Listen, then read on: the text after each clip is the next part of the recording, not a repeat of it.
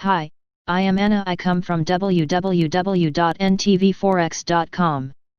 U.S. initial jobless claims preview improvement stalls and worry returns. http ntvforex.com news ID 4EC32F 7/22/2020 12:49:44 a.m.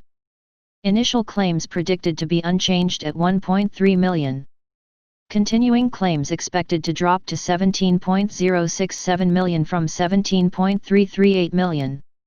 Improvement in initial claims has stalled at more than 1 million a week.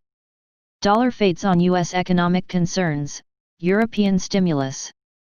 The 3-month receding trend in unemployment claims has stalled in July as businesses continue to lay off workers in large numbers despite improvement in many areas of the U.S. economy. Initial jobless claims are expected to be 1.3 million in the July 17th week, unchanged from the prior week and little different than 1.31 million in the first 7 days of the month. Continuing claims are forecast to edge lower to 17.067 million in the July 10th week from 17.338 million.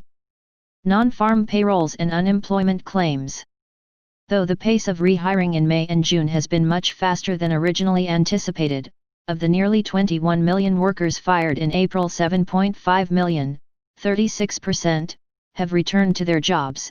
The unemployment rate last month was still 11.1%, higher than the 10% peak of the financial crisis recession. More concerning, the decline in unemployment claims, which has taken the 4-week moving average down almost 50% from 2.609 million in the May 22nd week to 1.435 million on July 3rd, improved to just 1.375 million the following week and is expected to be unchanged on July 17th. Initial jobless claims, 4-week moving average. NTV Forex. Consumption and consumer confidence.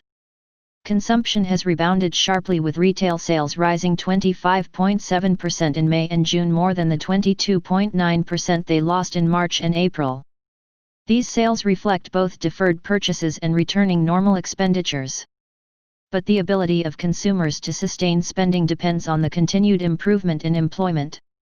Consumer confidence indexes reflect the uncertainty in the job market and the impact on the economy of the rising number of COVID-positive tests that have prompted some states to partially roll back or delay their reopening plans. For July, the preliminary Michigan Consumer Sentiment Index unexpectedly dropped to 73.2 from 78.1 in June, missing the 79 prediction by a wide margin. The Conference Board Consumer Confidence Index for July is expected to slip to 96.3 from 98.1 in June when it is reported on July 28. Conclusion: markets and the dollar.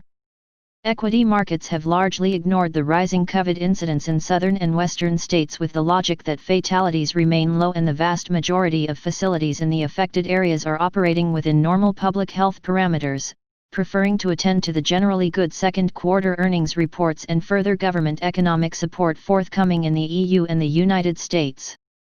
The dollar has eroded substantially over the last 2 weeks as questions about the vitality of the US recovery have arisen. The euro reached 1.1540 on Tuesday, above its pandemic high of early March, as the EU agreed on a €750 billion economic recovery package.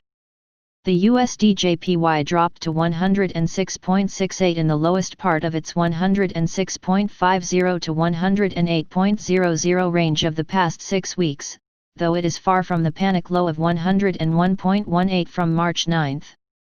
After several months of improvement, the recent hesitation in initial claims underlines uncertain state of the U.S. economy.